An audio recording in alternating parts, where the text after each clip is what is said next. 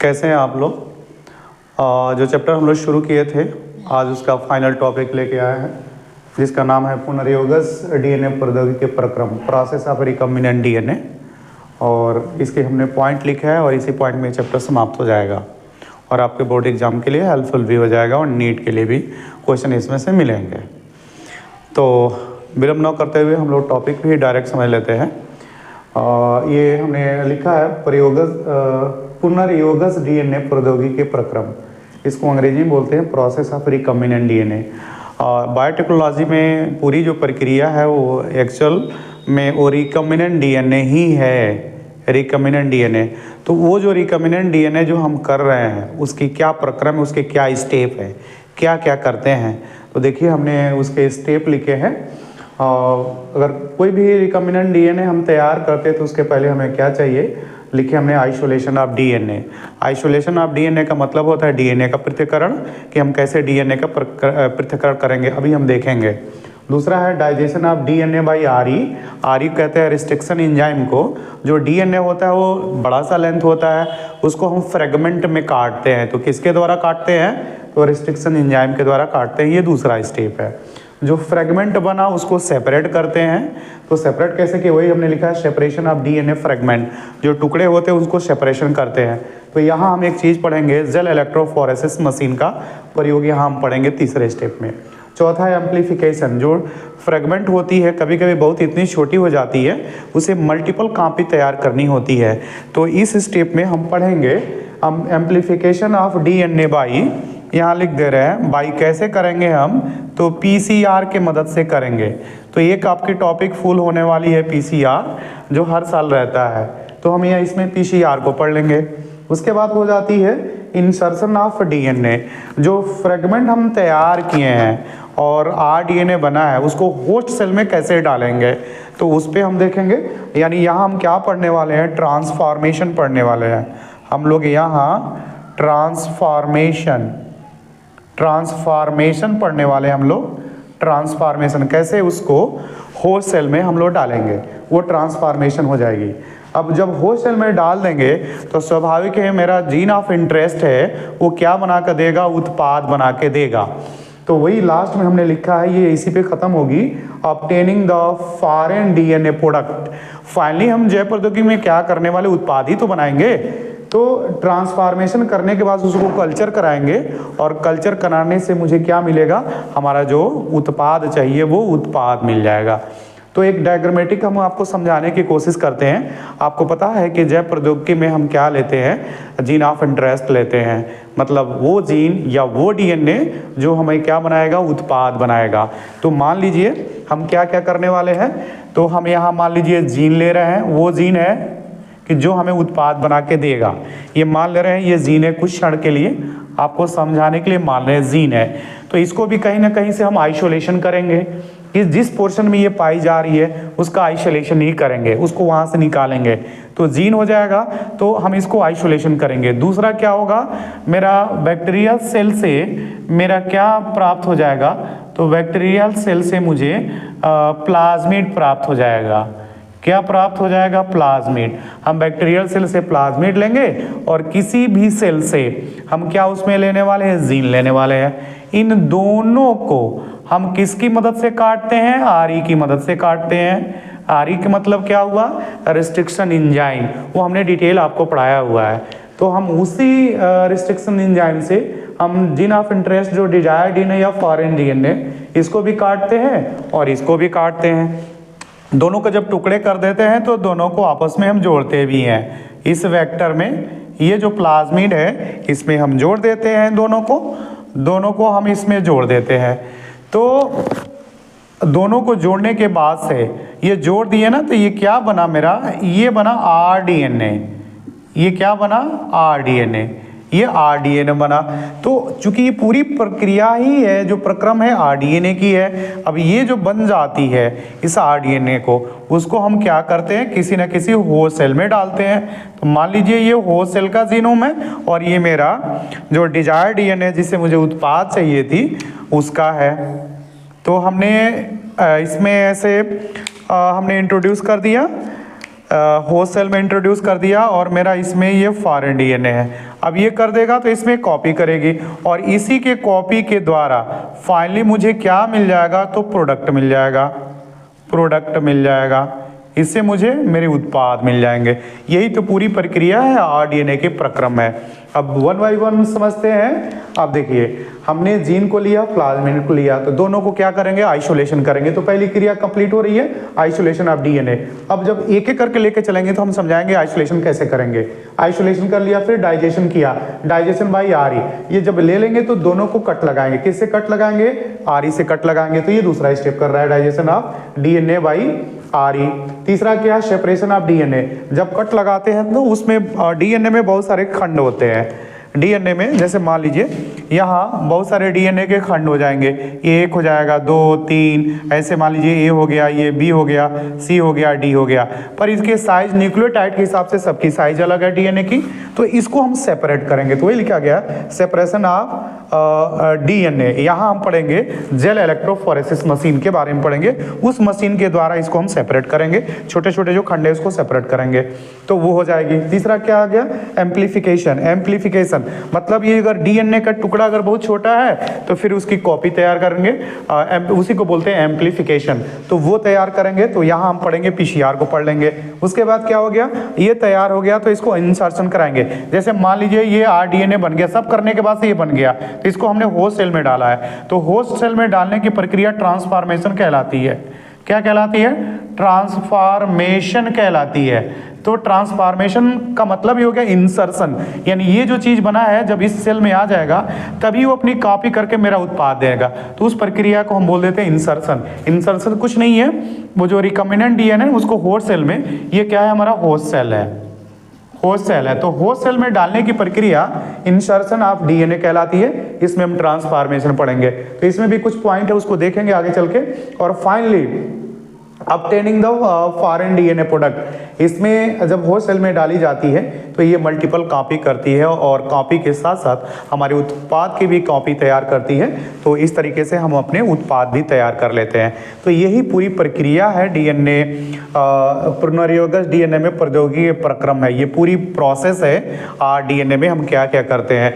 तो अब one by one करके हम इसमें से सबके बारे में एक एक करके सबके बारे में वन बाई वन करके हम पढ़ेंगे।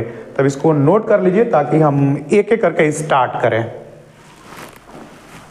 तो अभी हमने प्रक्रम की 5-6 लिस्ट लिखी थी पिछले वाले में। अब एक एक करके हम दोनों को सबको लेके चलेंगे।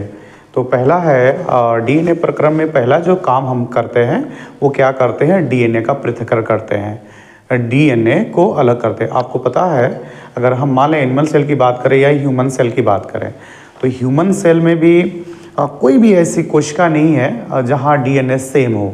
सभी कोशिका में, ह्यूमन सेल में या किसी भी एनिमल सेल में डीएनए चारों तरफ डीएनए सेम ही होती है। तो हम डीएनए कहीं से भी ले सकते हैं। तो इसके लिए क्या क्या करनी होती है देखिए। तो हमने लिखा है ऊपर, पहला स्टेप हम पढ़ रहे हैं आइसोलेशन ऑफ डीएनए। पहली प्रक्रिया है किसका, प्रोसेस ऑफ रिकम्बिनेंट डीएनए की पहली प्रक्रिया। इस प्रक्रिया में हम क्या करते हैं, एनिमल सेल्स मान लिया हमने, माइस को लिया, तो इसमें से कहाँ लेंगे, कुछ भी ले सकते हैं। इसके ईयर भी ले सकते हैं, इसकी टेल भी ले सकती है, कहीं से भी हम डीएनए को आइसोलेट करते हैं। हमने इसमें क्या लिया, ब्लड सेल्स लिया है। तो ब्लड सेल्स में अगर हम जाएंगे तो ब्लड सेल्स में क्या क्या होगा, एक सेल है तो एक सेल में अंदर उसका न्यूक्लियस होगा और बाहर प्लाज्मा मेम्ब्रेन होगा। तो ये और उसके अंदर मेरा डीएनए कहाँ बैठा हुआ है, तो मेरा डीएनए बैठा हुआ है इस न्यूक्लियस के अंदर बैठा हुआ है, इस न्यूक्लियस के अंदर बैठा है। तो मुझे उस लेवल तक जानी है, तो हम किसका इस्तेमाल करते हैं, एंजाइम का इस्तेमाल करते हैं। एंजाइम कौन कौन यूज करेंगे, जैसे मान लीजिए हमने सैंपल को इस टेस्ट ट्यूब में लिया, तो क्या क्या हम इसमें ऐड करेंगे सबको हटाने के लिए। एक ब्लड डाला है यानी सेल है, तो सभी सेल्स के ऊपर की जो कवरिंग है उसको हटाना है मुझे। तो हटाने के लिए हम क्या इस प्रयोग करते हैं, तो एंजाइम का प्रयोग करते हैं। कौन कौन से एंजाइम देखिए, आप याद करें, आपने पढ़ा होगा पिछले क्लास में। तो प्लाज्मा मेम्ब्रेन किसकी बनी होती है, प्रोटीन और लिपिड की बनी होती है। स्पेशली लिपिड के बाई लेयर होते हैं। तो लिपिड को आप कैसे हटा सकते हैं, तो इसके लिए एंजाइम होती है लाइपेज। ये लिखें, सब याद रखनी, सबसे क्वेश्चन बनेंगी। लाइपेज का उपयोग करके हम इसमें इस प्लाज्मा मेम्ब्रेन उपस्थित लिपिड को हटाते हैं। इसके बाद उसमें जो प्रोटीन होती है प्रोटीएज एंजाइम से हटा लेते हैं। फिर हम प्रवेश कर जाते हैं इसके न्यूक्लियस में। न्यूक्लियस के अंदर प्रवेश करते हैं तो देखिए फिर यहाँ न्यूक्लियर मेम्ब्रेन है, मेम्ब्रेन वर्ड आ गया, तो मेम्ब्रेन आ गया तो लिपिड से बनी है, फिर हम लाइपेज का प्रयोग कर लेते हैं। फाइनली हम अंदर जाते हैं तो अंदर भी डीएनए के साथ आरएनए भी उपस्थित होता है, तो आरएनए के हटाने के लिए हम आरएनएज एंजाइम का प्रयोग करते हैं। जब ये सभी चीज इसमें डाल देते हैं तो डीएनए मुझे ऐसा दिखाई देने लगता है, ऐसे थ्रेड लाइक अलग अलग टुकड़ों में अलग अलग वो दिखाई देता है, अलग अलग पार्ट उसके दिखाई देते हैं। अब इसको एक पास करने के लिए हमने इसमें क्या डालते हैं, तो चिल्ड एथिनॉल डालते हैं। एथिनॉल एक रसायन डालने से ये क्या करता है, डीएनए कैसा हो जाता है, तो धागे के समान चेंज हो जाता है। जब इस रसायन का हम प्रयोग कर लेते हैं तो डीएनए हमारे कैसा दिखाई देने लगता है, धागे के समान दिखाई देने लगता है। इसी को हम बोलते हैं डीएनए का प्रेसिपिटेट कहते हैं। तो प्रेसिपिटेट हमने कैसे तैयार किया, चिल्ड एथिनॉल से। ये सभी डीएनए थे, अब कैसे दिख रहे हैं, एक थ्रेड लाइक, सभी एक पास आ गए और थ्रेड लाइक यानी धागे के समान दिखाई दे रहे हैं। तो ये इतनी प्रक्रिया हम एनिमल सेल के लिए करते हैं। ठीक है, अब आ जाइए हम बैक्टीरियल सेल की बात भी, और भी बारी कई सेल्स होते हैं, जैसे बैक्टीरियल सेल्स है, फंगल सेल्स है और प्लांट सेल्स है। सबसे पहले ये सेल्स है तो इनके बाहर सेल वॉल होती है, तो मुझे ये देखनी है कि इनकी सबकी सेल वॉल बनी किसकी है और फिर हम किस एंजाइम का प्रयोग कर सकते हैं। आते हैं बैक्टीरियल सेल्स। तो बैक्टीरियल सेल की सेल वॉल बनी होती है पेप्टाइडोग्लाइकेन की। पेप्टाइडोग्लाइकेन याद रखना, एक नंबर के क्वेश्चन इसमें बनेंगे।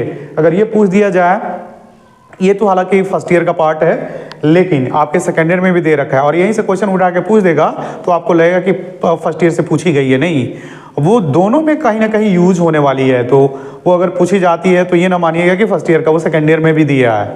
तो इस वाले टॉपिक में दिया, जब बैक्टीरियल सेल का आप देखेंगे सब चीज लिखे हैं। देखिए बैक्टीरियल सेल जो होती है ना, उसकी सबसे बाहर वो सेल वॉल होती है और ये जो सेल वॉल होती है पेप्टाइडोग्लाइकेन की बनी होती है। इसको हम कैसे रिमूव कर सकते हैं, तो लाइसोजाइम का जब हम प्रयोग करेंगे तो इसकी जो सेल वॉल होती है जो पेप्टाइडोग्लाइकेन की बनी है वो टूट जाती है। समझ में आई बात। तो लाइसोजाइम क्या है, एंजाइम।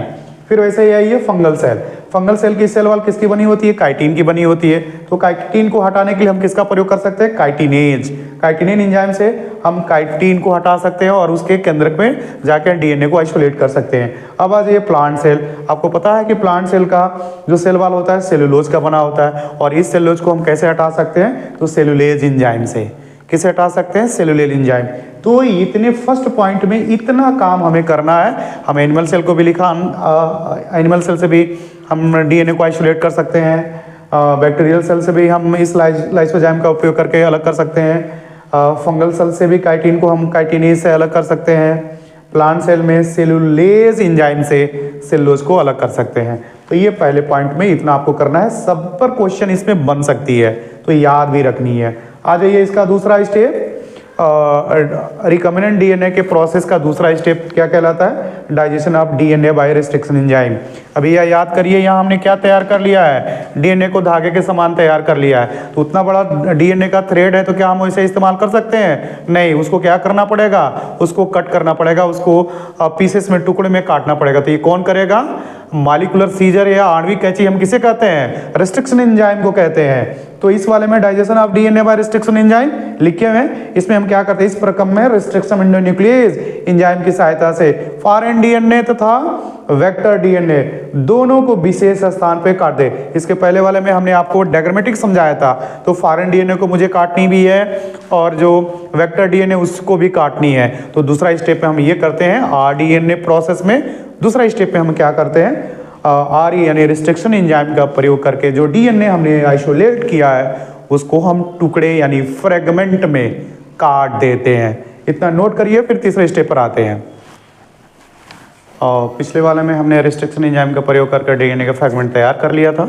तीसरा स्टेप हम पढ़ने जा रहे हैं इसका, separation and isolation of DNA fragment. जो फ्रेगमेंट बने हैं उसको हम अलग करते हैं।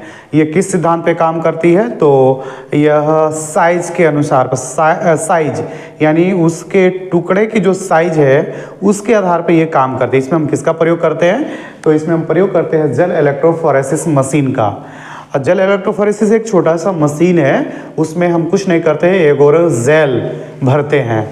क्या भरते हैं, एगोरोजेल। जैसे आप देख लीजिए ये कि ये जेल इलेक्ट्रोफोरेसिस मशीन है और इसमें क्या होता है, तो पहले तो हम जेल डालते हैं। जेल किसका होता है, तो एगारोज जेल होती है।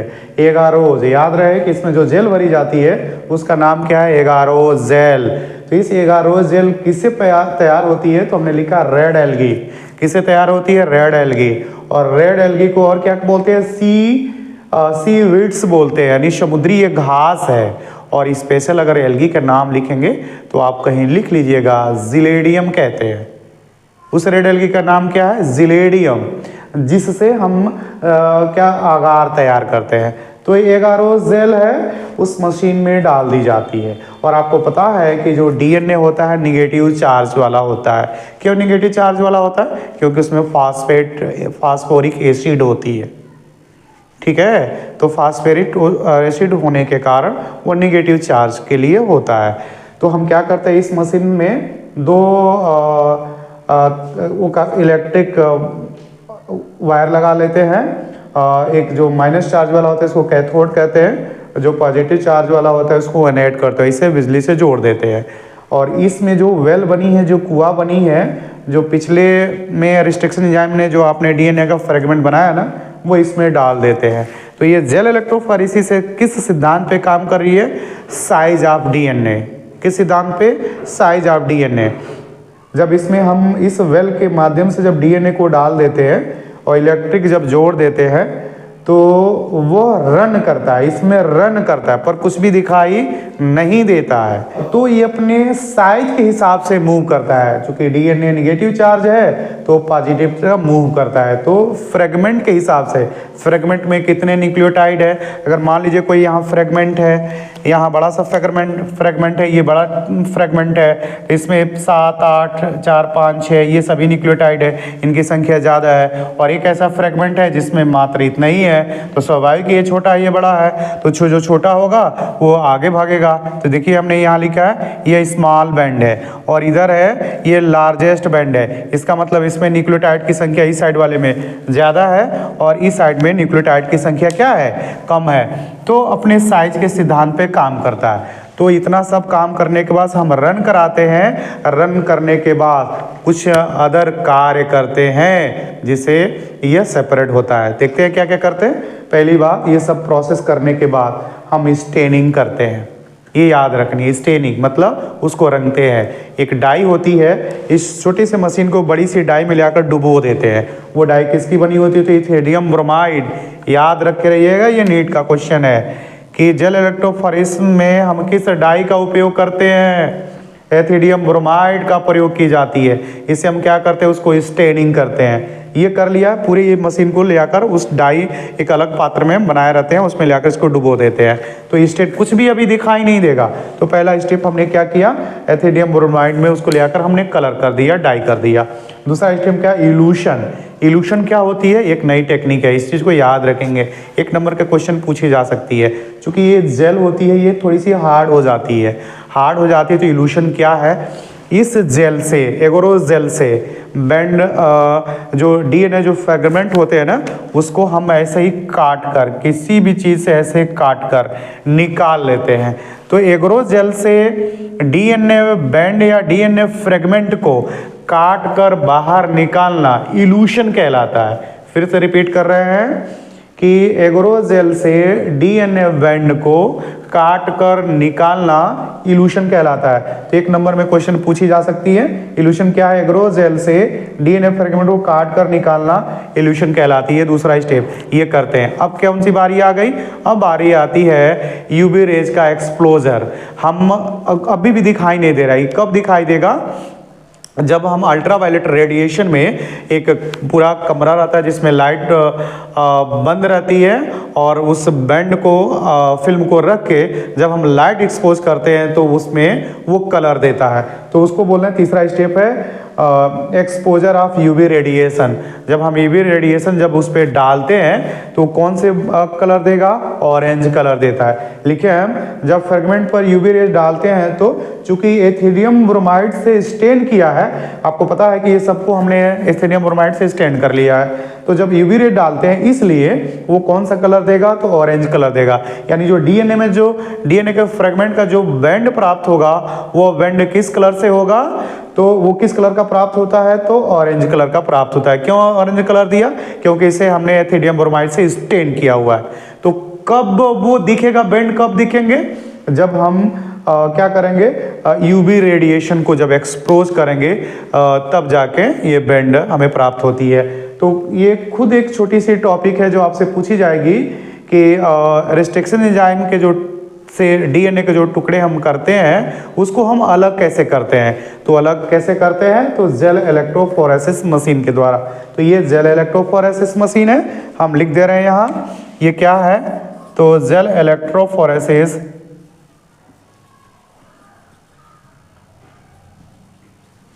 जेल इलेक्ट्रोफोरेसिस मशीन है।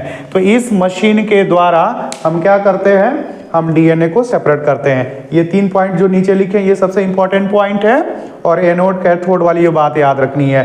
तो जो डीएनए होता है निगेटिव चार्ज होता है, वो पॉजिटिव चार्ज की तरफ मूव करता है, ठीक है, यानी एनोड की तरफ मूव करता है, एनोड की तरफ जाता है। कौन से 3 स्टेप इसमें कर रहे हैं, स्टेनिंग कर रहे हैं। किस से कर रहे हैं, एथिडियम ब्रोमाइड से कर रहे हैं। इल्यूशन क्या कहलाती है, इसमें से डीएनए फ्रेगमेंट को काट कर निकालना क्या कहलाती है, इल्यूशन कहलाती है। हम इसमें यूवी रेडिएशन में क्या कर रहे हैं, हम यूवी रेडिएशन को लाइट एक्सपोज कर रहे हैं डीएनए के फ्रेगमेंट पे, जो चूंकि एथिडियम ब्रोमाइड से हमने कलर किया हुआ है इसलिए कौन सा कलर देगा, तो ऑरेंज कलर देगा।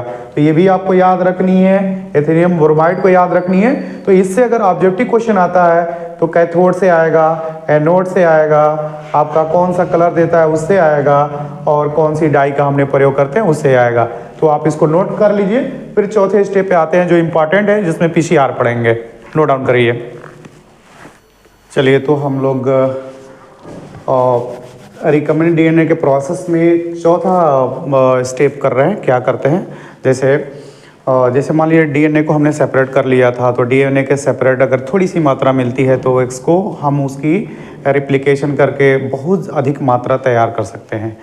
तो उसको कैसे तैयार कर सकते हैं, और इस टेक्निक को हम क्या बोलते हैं, amplification of DNA by PCR. किसकी मदद से हम कर सकते हैं, पीसीआर। देखिए ये पीसीआर एक फुल टॉपिक है और इम्पॉर्टेंट है आपके बोर्ड एग्जाम के लिए, और इसे नीट में भी क्वेश्चन पूछे जाते हैं। ये पीसीआर फुल टॉपिक है, तो आप ये एम्प्लीफिकेशन और देखेंगे अपने नोट्स में पीसीआर को लेके चलेंगे कि हम ये जो पढ़ रहे हैं आज टोटल वो पीसीआर के बारे में पढ़ रहे हैं। पीसीआर इतना इम्पॉर्टेंट है, आज ये एक आधुनिक टेक्निक है। आपको याद आ रहा होगा, हम आपसे क्वेश्चन पूछे कि कोरोना काल में जो टेस्ट हो रही थी उसका नाम क्या था, तो कमेंट सेक्शन में सब लोग इसको जान के उस टेस्ट का नाम लिखेंगे, उस टेस्ट का नाम लिखेंगे। कोरोना काल में टेस्ट हो रही थी, और आपको पता है कि कितना जल्दी टेस्ट हो जा रहा था, रिजल्ट कितना जल्दी मिल जा रहा था। तो आप उस टेस्ट का कमेंट सेक्शन में सब लोग, जितने लोग देख रहे हैं, नाम लिखेंगे उस टेस्ट का नाम क्या था।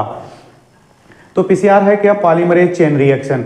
पॉलीमरेज एक प्रकार का पॉलीमर्स होता है, और ये पॉलीमर है क्या, तो डीएनए पॉलीमर ही है, जो एक प्रकार की एंजाइम है। और वो एंजाइम किससे तैयार की जाती है, तो एक बैक्टीरिया होता है जिसका नाम है थर्मस एक्विटस।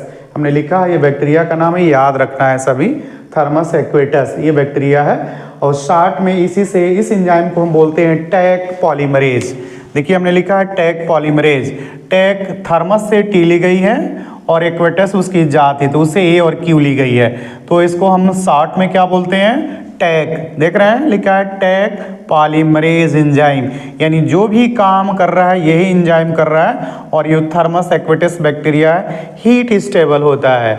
और क्या मतलब होता है हीट स्टेबल, हीट स्टेबल का मतलब होता है वो 100 डिग्री टेम्परेचर पर भी डिस्ट्रॉय नहीं होता है, ख़त्म नहीं होता है। वैसे हमारी बॉडी का जो एंजाइम होते हैं 20 से 30 डिग्री सेंटीग्रेड पर वो अपना काम करना छोड़ देते हैं, लेकिन वो 100 डिग्री सेंटीग्रेड पर भी काम करता है। तो इस बैक्टीरिया का इस पीसीआर में उपयोग है।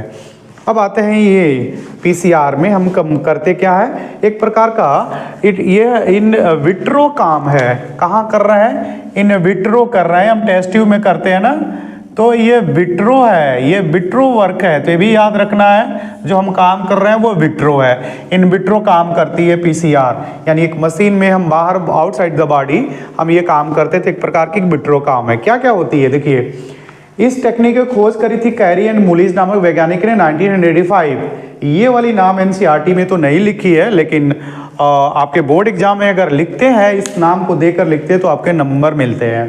तो कैरियन मुलिज ने इसको डिस्कवर किया था। फर्स्ट आप सब बात को ध्यान रखें, ये ताप आधारित प्रक्रिया है, टेम्परेचर आधारित, टोटल टेम्परेचर आधारित प्रक्रिया है। हम 3 स्टेप में करते हैं, एक स्टेप में हाई टेम्परेचर करते हैं, दूसरे में लो करते हैं, तीसरे में फिर बढ़ाते हैं, तो जाके प्रोसेस कंप्लीट होता है। ताप आधारित प्रक्रिया है जिसमें डीएनए की कॉपी तैयार की जाती है। इसमें हम करते क्या है, डीएनए की कॉपी तैयार करते हैं और भी कम समय में। इसका इस्तेमाल करते हैं ओलिगोन्यूक्लियोटाइड। क्या होता है ओलिगोन्यूक्लियोटाइड? ये कुछ नहीं है, डीएनए के सीक्वेंस है जो कॉम्प्लीमेंट्री डीएनए होते हैं। कॉम्प्लीमेंट्री ये वो होते हैं जब डीएनए के टुकड़े अलग हो जाएंगे तो उसमें इसी न्यूक्लियोटाइड से उसमें डीएनए को वापस से पुनः जोड़ी जाएगी।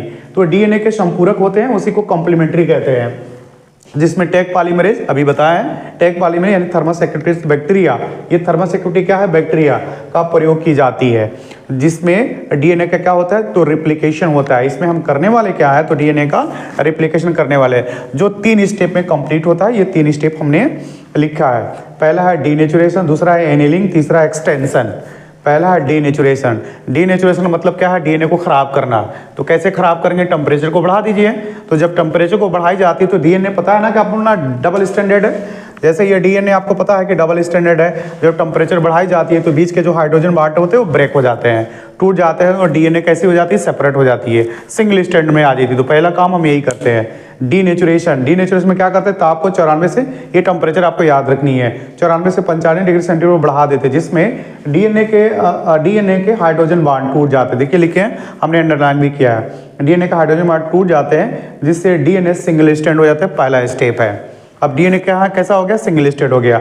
आज ये दूसरा क्या है, एनिलिंग। एनिलिंग में हम क्या करते हैं, ताप को घटाते हैं। देखिए इसमें ताप को 55 से 65 डिग्री सेंटीग्रेड तक कम कर देते हैं, जिससे क्या होती है, दोनों स्टैंड पे डीएनए जब टूटा है तो 2 स्टैंड बने हैं, दोनों स्टैंड में पहले आकर प्राइमर जुड़ता है। तो दोनों स्टैंड पे आकर पहले प्राइमर जुड़ जाएगा। आपको याद होगा डीएनए का रिप्लिकेशन पढ़े हैं, तो डीएनए का रिप्लिकेशन जब हम पढ़ रहे हैं तो डीएनए पॉलीमरेज एंजाइम की क्या शर्तें थी कि हम रिप्लिकेशन करा के नहीं देंगे। क्यों? जब कुछ प्राइमर कुछ आके न्यूक्लियोटाइड जोड़ देगा तब हम आके लगेंगे और तब करेंगे, इसलिए इसमें भी प्राइमर की जरूरत पड़ती है।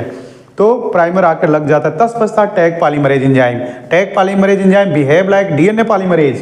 Tag polymerase enzyme DNA polymerase ही है, आकर किस पे लगेगा, 3 to 5 डैश। उस कार्य करने का तरीका आपने रिप्लिकेशन में पढ़ा है, जब भी बाइंड करेगा तो 3 to 5 डैश पे ही बाइंड करेगा, पर आके बाइंड कर जाता है और श्रृंखला को आगे बढ़ाता है।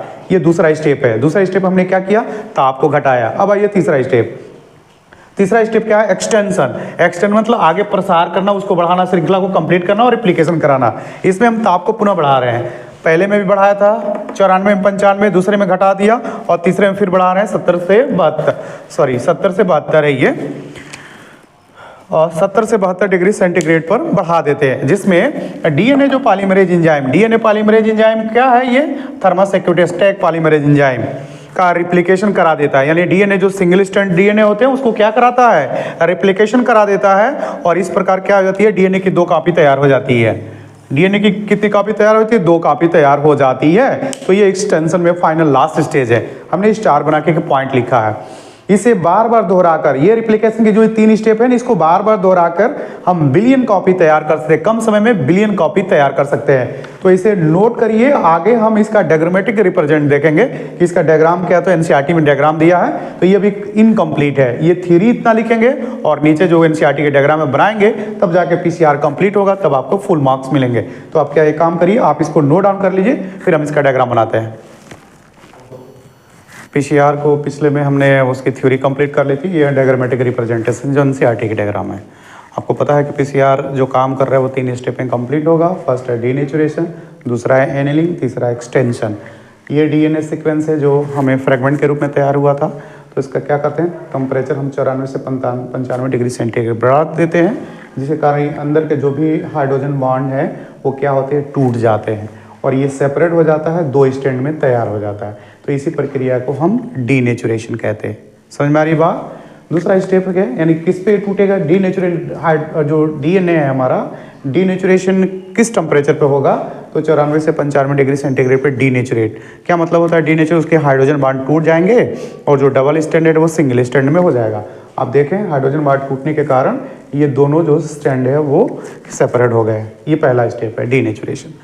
दूसरा है एनिलिंग। एनिलिंग हम क्या करते हैं, टेम्परेचर को घटा देते हैं, 55 से 65 डिग्री सेंटीग्रेड कम कर देते हैं और इसमें ही आके उस टेम्परेचर पर जो प्राइमर है वो आके लग जाता है और हमारा जो पॉलीमरेज एंजाइम है वो आके लग जाता है। तो इस प्रक्रिया को हम एनिलिंग कहते हैं। ये दूसरा स्टेप है। तीसरा स्टेप, जब आरएनए पॉलीमरेज एंजाइम लगी है तो उसका काम ही है, जो लगा है वो आगे बढ़ेगा, वो आगे बढ़ाएगा ही बढ़ाएगा। तो यहाँ ये जो पॉलीमरेज एंजाइम दोनों इस एंड पे लगे थे, ये दोनों पॉलीमरेज जो एंजाइम लगे थे वो अपनी इस 3 to 5 डैश पे पता है वो काम करता है और बना के जो देगा वो 5 to 3 डैश बना के देगा। ये आगे की तरफ मूव करता है और श्रृंखला कंप्लीट, देखिए इसमें श्रृंखला कंप्लीट कराई गई है और यहाँ से ये वाला इधर की तरफ मूव करेगा और श्रृंखला को इस डायरेक्शन में 5 to 3 डैश में कंप्लीट कराएगा।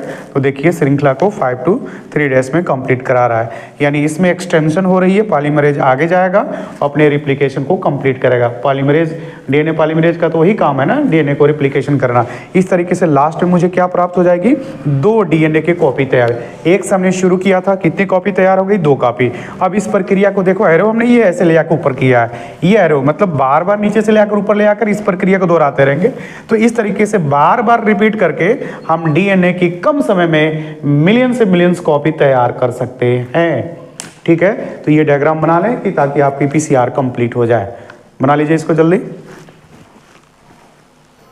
चलिए इसी प्रोसेस में, आरडीएनए प्रोसेस में, ये 5वां और हेडिंग कर रहे हैं हम लोग, पॉइंट कर रहे हैं, जिसका नाम है insertion of rDNA into host cells. यानी सभी प्रक्रिया करने के बाद से मेरा जो वेक्टर डीएनए है जिसमें मेरा फॉरेन डीएनए जुटा हुआ है, तो उसको हम होस्ट सेल में कल्चर कराने के लिए, उत्पाद कराने के लिए हम कैसे उसमें प्रवेश कराएंगे। तो कुछ इसमें तरीके हैं। देखिए हमने लिखा है, जब हमारा आरडीएनए का मतलब क्या है, उसमें हमारा वेक्टर है और प्लस जीन ऑफ इंटरेस्ट है यानी फॉरेन डीएनए, तो भी हम उसको आरडीएनए करें, तैयार हो जाता है तो उसे उत्पाद प्राप्त करने के लिए होस्ट सेल में डालते हैं। इससे निम्न प्रक्रिया आती है। इसमें निम्न तरीके से वो कर सकते हैं। पहला क्या है, सबसे पहले होस्ट सेल को आरडीएनए के लिए अनुकूलन बनाते हैं, अनुकूलित करते हैं। जो होस्ट, जैसे मान लिया होस्ट सेल्स है, तो इसमें मेरा ये आरडीएनए है, इसमें देखिए मेरा फॉरेन डीएनए जुटा है, ये वेक्टर डीएनए है, यानी इसमें ये पूरा बना हुआ है आरडीएनए। आरडीएनए इसलिए कह रहे हैं क्योंकि इसमें मेरा जो प्रोडक्ट देगा वो भी जुटा है और ये प्लाज्मिड है, तो ये आरडीएनए। अब मुझे इसमें प्रवेश करानी है तो पहले मुझे इस होस्ट सेल को ट्रीट करना पड़ेगा। ट्रीट करना कि ताकि ये जाके पहले चिपके। तो इसके लिए हम क्या करते हैं, ट्रीट कैसे करते हैं, कैल्शियम कैटायन से पूरे बैक्टीरियल सेल को हम क्या करते हैं, होस्ट सेल को वाश करते हैं। वाश करने से क्या फ़ायदा होता है, यह जो सेल्स होती है इसको एक्सेप्ट करती है, अनुकूलित हो जाती है। तो वही लिखा गया है, सबसे पहले होस्ट सेल को आरडीएनए के लिए अनुकूल यानी कॉम्पिटेंट, ये अंग्रेजी वर्ड में इसको कॉम्पिटेंट कहते हैं, अनुकूल करते हैं। कैसे करते हैं भाई, इसके लिए होस्ट सेल को कैल्शियम कैटायन याद रखनी है, कैल्शियम कैटायन से क्या करते हैं, ट्रीट करते हैं। ट्रीट का मतलब इसको उसे ट्रीटमेंट कर देते हैं, जिससे आरडीएनए होस्ट सेल पर चिपक जाता है। ये करने के बाद से तब जाके मेरा आरडीएनए उसमें क्या होगा, जाके चिपक जाता है। ये पहली चीज़ करते हैं होस्ट सेल में वेक्टर डीएनए को डालने के लिए। दूसरा हीट शॉक, दूसरा तरीका हम क्या करते हैं, इस होस्ट सेल को हीट शॉक देते हैं। हीट से क्या होती है कि होस्ट सेल को 42 डिग्री सेंटीग्रेड गर्म करते हैं, फिर उसके बाद लेकर बर्फ रखते हैं। तो बर्फ रखना, हीट करना, बर्फ रखना, हीट करना, इसी को हीट शॉक कहते हैं। टेम्परेचर याद रखे रहिएगा 42 डिग्री सेंटीग्रेड पर। इसी होस्ट सेल को क्या कर रहे हैं, हीट कर रहे हैं, फिर क्या कर रहे हैं, बर्फ रख रहे हैं। तो लिखी गई है इसमें इस विधि में हीट शॉक किसे कहते हैं। इसमें होस्ट सेल को 42 डिग्री सेंटीग्रेड पर हम हीट करते हैं, फिर बर्फ रखते हैं। इससे क्या होती है, प्लाज्मा मेम्ब्रेन में पोर बन जाते हैं। प्लाज्मा मेम्ब्रेन में पोर बन जाते हैं यानी परमिएबल हो जाती है ना, जिसके कारण आरडीएनए होस्ट सेल में प्रवेश कर जाता है। तो हीट शॉक देने से जो प्लाज्मा मेम्ब्रेन होती है वो परमिएबल हो जाती है, और परमिएबल हो जाती है तब मेरा जो ये वेक्टर डीएनए जो आके चिपका था वो अब क्या करेगा, इसके अंदर क्या करेगा, वो प्रवेश कर जाएगा। समझ में आ रही बात। तो ये 2 प्रक्रियाएं पहली बार हम करते हैं इसमें, तो अब जाके इसके अंदर ही प्रवेश कर गया। ये पहली तरीकी थी। दूसरा क्या, तीसरा इसमें क्या, एनिमल सेल में हम क्या करते हैं, इनमें कुछ एनिमल सेल में वेक्टर को बिना ही वेक्टर यानी ऐसे बनाए बिना वेक्टर के बिना, ये वेक्टर है, वेक्टर के बिना माइक्रो इंजेक्शन के द्वारा आरडीएनए को होस्ट सेल में प्रवेश कराते हैं। जैसे मान लीजिए होस्ट सेल्स है, हम प्लेट पर रख के, यह माइक्रो इंजेक्शन है, उस माइक्रो इंजेक्शन में मेरा जो डिजायर डीएनए है वो उसको इसमें हम लोड कर देते हैं और माइक्रो इंजेक्शन से डायरेक्ट उसमें होस्ट सेल में डाल दी जाती है। इसको बोलते हैं माइक्रो इंजेक्शन। क्या बोल रहे हैं इसको?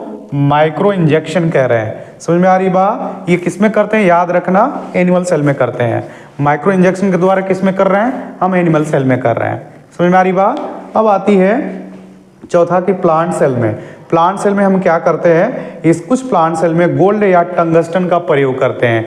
गोल्ड और टंगस्टन इसलिए प्रयोग की जाती है क्योंकि उसकी वेधन क्षमता बहुत अधिक होती है। तो प्लांट सेल पे हम या तो गोल्ड लें या तो टंगस्टन लें और उस पर हम क्या करते हैं, आरडीएनए की रैपिंग कर देते हैं, यानी लेप लगा देते हैं। थोड़ा सा यहाँ समझें, जैसे मान लीजिए ये गोल्ड का पोर्शन है, गोल्ड का पोर्शन है, ये मेरा एक गोल्ड का पोर्शन है। तो जो आरडीएनए जो बना है ना, उसकी हम इस पर रैपिंग कर देते हैं, ऐसे रैपिंग कर देते हैं। रैपिंग करने के बाद से जो हम गन लेते हैं, गन जैसे होता है गन लेते हैं इसमें, और ये ट्रिगर होता है, इसमें इसको लोड करके और बमबारी की जाती है, बमबारी की जाती है। ठीक है, बमबारी जब की जाती है तो वो प्लांट सेल के न्यूक्लियस के अंदर प्रवेश कर जाता है। वही बात लिखी गई है, कुछ प्लांट सेल में गोल्ड या टंगस्टन पर आरडीएनए का लेप लगाकर गन द्वारा, ये गन है, गन द्वारा बमबारी लिखी गई है ना, बमबारी करते हैं। तो इसे जीन गन, इस आपसे डिफिनीशन पूछी जाएगी, जीन गन या बायोलॉजिस्टिक किसे कहते हैं? जीन गन या बायोलॉजिस्टिक, तो ये पूरी परिभाषा ही है, जीन गन की परिभाषा है। ये किस में हम कर रहे हैं, जीन गन का प्रयोग किस में कर रहे हैं, याद रखनी, प्लांट सेल्स। माइक्रो इंजेक्शन का प्रयोग किस में कर रहे हैं, एनिमल सेल्स। इसका जो हीट शॉक किस में दे रहे हैं, बैक्टीरियल सेल्स, या बैक्टीरियल सेल में हम हीट शॉक दे रहे हैं। तो प्लांट सेल में हम जीन गन के द्वारा अपने आरडीएनए को प्रवेश कराते हैं। ठीक है, तो ये परिभाषा याद रहेगी। कुछ प्लांट सेल में गोल्ड या टंगस्टन समझ में आ गया होगा, पर आरडीएनए का, जैसे आरडीएनए का हमने लेप लगा दिया, अंदर वो गोल्ड है। इसकी जो वेधन क्षमता होती है, वेलोसिटी जो होती है वो अधिक होती है। इस कारण जब बमबारी करते हैं तो ये प्लांट सेल के अंदर प्रवेश कर जाता है। तो यहाँ से 1 नंबर के क्वेश्चन आपके एग्जाम के लिए डेफिनेशन के रूप में पूछी जा सकती है। तो ये insertion of rDNA into host cells, ये तरीके, जितनी बातें लिखी जा रही हैं टोटल एनसीईआरटी की है और सही तरीके से आपको तैयार करनी। कुछ भी इसमें से बड़ा तो नहीं, लेकिन छोटा क्वेश्चन पूछी जा सकती है कि एनिमल सेल्स में या माइक्रो इंजेक्शन के द्वारा हम किस सेल में आरडीएनए को प्रवेश कराते हैं, तो एनिमल सेल्स में। जीन गन या बायोलॉजिस्टिक के द्वारा किस सेल में प्रवेश कराते हैं, तो प्लांट सेल में। या दूसरा कि जीन गन या बायोलॉजिस्टिक की परिभाषा क्या होती है, तो ये जो हमने परिभाषा लिखा है उस परिभाषा को आप लिख सकते हैं। देखिए हमने स्टार बना गोल्ड के बारे में लिख दिया है। गोल्ड की वेधन क्षमता अधिक होने के कारण यह हो पाता है, यानी ये जो प्रक्रिया इसलिए सफल हो पाती है क्योंकि इसकी जो वेधन क्षमता होती है गोल्ड की वो अधिक होती है। तो ये 5वां अब कंप्लीट है, तो इसको आप नोट डाउन कर लें ताकि लास्ट जो टर्म है वो करा दिया जाए। नोट कर लें आप। चलिए इस चैप्टर का लास्ट टॉपिक हम लोग कंप्लीट करने जा रहे हैं, और जो आरडीएनए की जो प्रक्रिया होती है, पुनर्योगज डीएनए की जो प्रक्रिया होती है, वो लास्ट टॉपिक है जिसमें हमने लिखा ऑब्टेनिंग ऑफ फॉरेन प्रोडक्ट। जो फॉरेन जीन था उसको उत्पाद लेने के लिए हम क्या करते हैं, हम वो थोड़ी सी तो काम चल नहीं पाएगी, तो हम इसमें बड़े बड़े कंटेनर का प्रयोग करते हैं, जिसमें क्या आती है, बायोरिएक्टर्स आते हैं, है ना। देखिए लिखे हैं फॉरेन जीन द्वारा उत्पाद प्राप्त करते हैं, उत्पाद बड़ी मात्रा में चाहिए, इसके लिए हम बायोरिएक्टर का प्रयोग करते हैं। तो इसमें हम आपका जो टॉपिक हो जाएगा वो बायोरिएक्टर्स हो जाएगा। क्या हो जाएगा, बायोरिएक्टर्स। तो बायोरिएक्टर्स क्या होता है, एक बड़ा सा टैंक होता है जिसमें मोटर लगे रहते हैं, जिसमें मोटर लगे रहते हैं। ये बड़ा सा क्या है, टैंक है जिसमें मोटर लगा रहता है या लगे रहते हैं, लगा रहता है।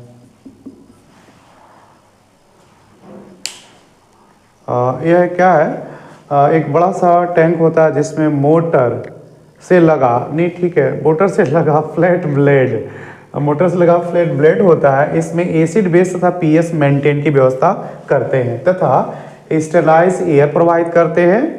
बायोरिएक्टर से हम क्या करते हैं, 100 से 1000 लीटर उत्पाद प्राप्त कर सकते हैं। उत्पाद शुद्ध नहीं होता, जो भी मिलता है शुद्ध नहीं होता है, तो उसको शुद्ध करने के लिए हम एक अलग प्रक्रिया में भेजते हैं जिनका नाम है अनुप्रवाह संसाधन। अनुप्रवाह संसाधन में भेज देते हैं। तो एक हमने डायग्राम बनाया है बायोरिएक्टर का। तो देख रहे हैं बायोरिएक्टर में ये मोटर है, मोटर से लगे ये ब्लेड है।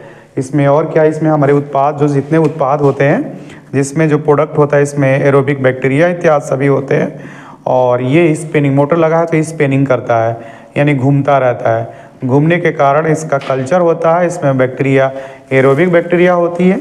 इसमें जो बैक्टीरिया होती है एरोबिक बैक्टीरिया होती है,